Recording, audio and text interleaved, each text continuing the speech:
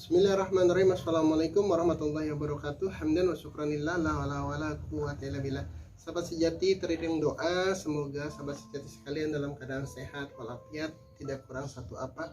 Dan bagi sahabat sejati yang sakit, yang sedang diberi nikmat sakit, semoga segera dipulihkan oleh Allah untuk kemudian bisa dimanfaatkan untuk kembali beribadah kepada Allah dengan baik.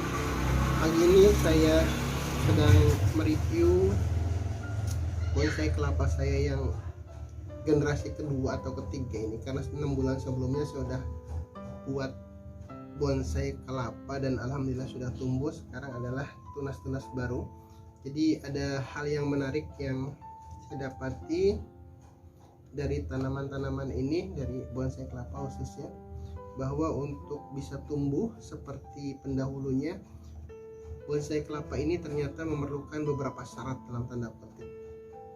Karena hakikatnya ini yang menumbuhkan Allah, tapi syaratnya, lahiriahnya itu harus ada bibit unggul, harus ada media tanam, harus dirawat, harus disiram, kemudian dijaga dari hama, dan selebihnya insya Allah tanaman tersebut akan tumbuh dan berkembang dengan izin Allah. Dari situ saya kemudian analogikan untuk bagaimana pelajaran zikir kita.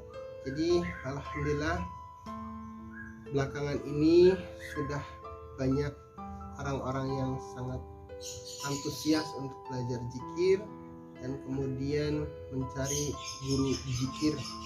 Itu yang benar, bahwa kalau kita ingin belajar zikir, tentu datangnya harus ke guru zikir. Sama kalau kita pengen belajar komputer, tentu kita belajarnya harus ke guru komputer. Jangan dibalik, ketika ingin belajar zikir ke guru komputer, tapi ketika belajar komputer ke guru zikir itu tidak akan maksimal. Mungkin bisa, tapi tetap tidak akan maksimal, karena setiap orang punya spesialisasi sendiri, punya keahlian sendiri, dan punya masing-masing kapasitas dan kapabilitas kita masing-masing untuk memberikan kita pelajaran. Jadi kalau kemudian kita benar-benar ingin belajar zikir, datang ke guru zikir sehingga mendapatkan arahan, bimbingan, dan tuntunan yang tepat. Itu yang pertama. Dari sana kemudian akan diberikan bibit zikir. Jadi di situ ada lafaz, di situ juga ada ruh dalam tanda kutip, ruh zikirnya disemai di hati kita oleh guru zikir, sehingga kemudian itu akan menjadi bibit yang akan tumbuh kalau kita syarat keduanya terpenuhi tadi. Kalau tanaman ini harus ada media tanamnya, maka bibit zikir pun harus ada media tanamnya, dan itu hati yang lembut, hati yang ikhlas, hati yang disertai niat tulus untuk belajar zikir semata karena Allah, bukan karena pengen kaya, bukan karena pengen sakti, bukan karena pengen terkenal, bukan karena apapun. Itu adalah hati yang seperti itu, hati yang lembut, hati yang disertai niat tulus, merupakan media tanam yang sangat baik untuk pertumbuhan dan perkembangan dari zikir tersebut. Kemudian hal ketiga adalah dirawat. Merawat zikir itu lebih unik daripada sekedar merawat tanaman. Kalau tanaman ini ada hama, kita kelihatan, ada kutu putih seperti di tanaman-tanaman ini, saya bisa melihatnya. Tapi ketika belajar zikir, hama yang menggerogoti kualitas zikir kita itu hampir tidak kelihatan. Kadang-kadang kita belajar zikir tapi justru kita menjadi sombong. Nih saya sudah belajar zikir, nih saya zikirnya udah sekian ribu, nih saya sudah istiqomah dan lain sebagainya. Itu sebenarnya hama-hama yang justru akan menggerogoti kesuburan zikir kita, dan sayangnya itu tidak terlihat oleh kita. Banyak di antara kita yang tidak melihat bahwa di antara aktivitas dan amaliyah zikir kita itu ternyata ada hama-hama yang menggerogotinya. Itu yang harus kita perhatikan, harus kita hati-hati. Jadi perasaan ujub, perasaan takabur, perasaan bisa, perasaan sudah mampu, perasaan saya lebih baik dari orang lain, itu merupakan hama yang akan mengurangi kualitas zikir kita. Kalau tanaman ini dihinggapi hama, di belakang banyak tanaman yang akhirnya daunnya keriput dan akhirnya mengering dan mati. Pun zikir kita kadang-kadang seperti itu.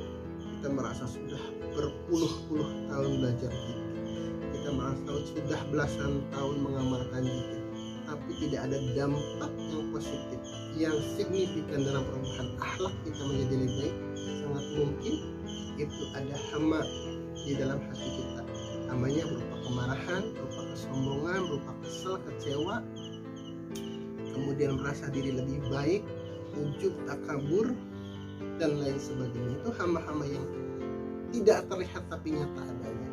Nyata sekali kalau kita mau sedikit melihat lebih detail, lebih dalam bahwa dalam prosesi amaliyah zikir itu, hama-hama itu akan muncul, dan kalau kita tidak aware, kalau kita tidak waspada, itu sangat boleh jadi akan mengurangi lagi kualitas zikir kita.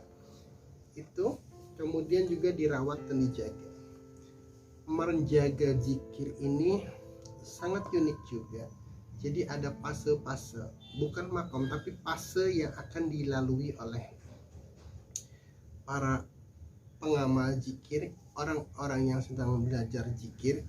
Itu ada fase-fase yang kadang-kadang menjadi tricky, menjadi jebakan. Pertama itu kadang ada masa puber zikir. Di saat-saat ini seorang yang sedang belajar zikir seolah-olah semangat 45, luar biasa, berkobar-kobar, sampai ngomongnya hanya semuanya zikir, kemudian bacaannya zikir, kemudian pakaiannya disesuaikan dengan pengamal zikir, dan kemudian apapun yang dilakukannya tidak lepas dari zikir. Itu bagus sebenarnya, tapi kadang pubertas zikir ini tidak disadari. Kita terlalu euforia, kita terlalu kemudian menggebu-gebu, sehingga akhirnya di tengah jalan kadang kita kehabisan bensin. Ini fase setelah puber, akan datang fase jenuh. Itu pengalaman pribadi dan juga banyak dialami dan hampir dialami oleh semua pengamal zikir. Ada titik jenuh dalam berzikir ini ketika kita sudah, kadang ada dua hal yang membuat jenuh itu. Pertama, kadang kita sudah merasa sudah berzikir sedemikian lama tapi belum mendapatkan hasil yang kita inginkan, atau kedua, jenuh karena kita sudah merasa bisa.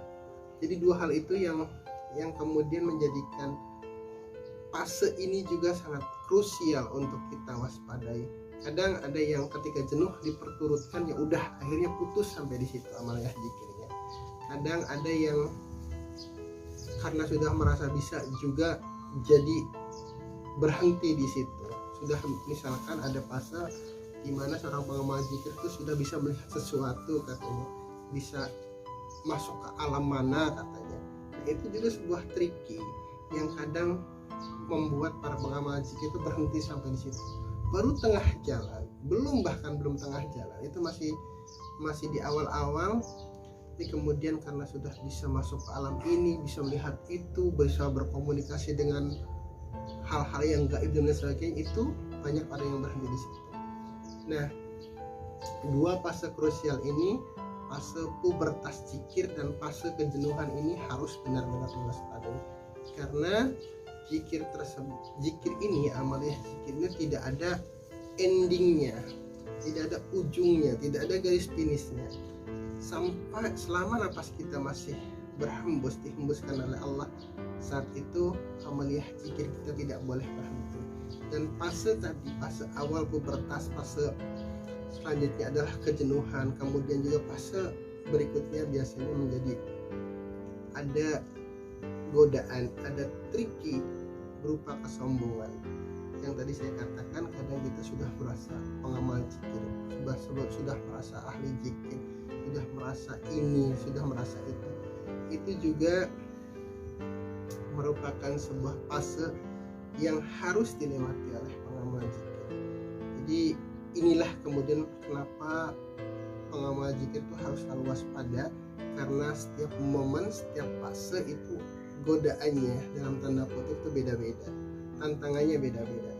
Jadi tantangan dalam zikir itu, kemarin ada teman yang mengatakan, kalau saya zikir saya takut didatangin tiba-tiba ada sesuatu di depan saya. Bukan itu, tapi lebih pada kondisi dan kesadaran kita itu benar-benar diuji pada saat kita melakukan aktivitas atau amaliyah zikir. Jadi barang siapa yang sudah bisa melewati pubertas, kemudian jangan sampai terlena ketika datang kejenuhan dalam berzikir. Terus kita olah, kita treatment, kita jaga, kita rawat agar kemudian melewati fase berikutnya. Dan lagi ketika kita dikatakan sudah bisa pun, jangan kemudian kita menjadi sombong. Ada banyak yang kemudian terjebak berdiskusi tentang pengalaman ruhaniyah dalam berzikir. Saya sudah melihat ini, saya sudah bisa ini, saya sudah masuk ke alam ini, alam itu kadang-kadang yang menjadikan kita ujub tanpa kita sadari. Jadi sekali lagi, zikir ini tidak ada endingnya, tapi setiap jengkal langkah yang kita lalui dalam aktivitas zikir itu semuanya ilmu, itu semuanya pengetahuan, itu semuanya pelajaran yang Allah berikan kepada kita. Jadi sepanjang apapun perjalanan yang akan kita tempuh nanti dalam perjalanan zikir ini, yakin setiap jengkal langkah yang kita tapaki dalam meniti amaliyah zikir itu semuanya ilmu, semuanya pengetahuan, semuanya hikmah yang bisa kita aplikasikan dalam kehidupan kita. Semoga kita diistiqomahkan oleh Allah Subhanahu wa taala untuk bisa mendawamkan zikir dan kemudian mampu melewati fase-fase tadi untuk menjadi hamba Allah yang sebenar-benarnya. Billahi taufiq wal hidayah. Assalamualaikum warahmatullahi wabarakatuh.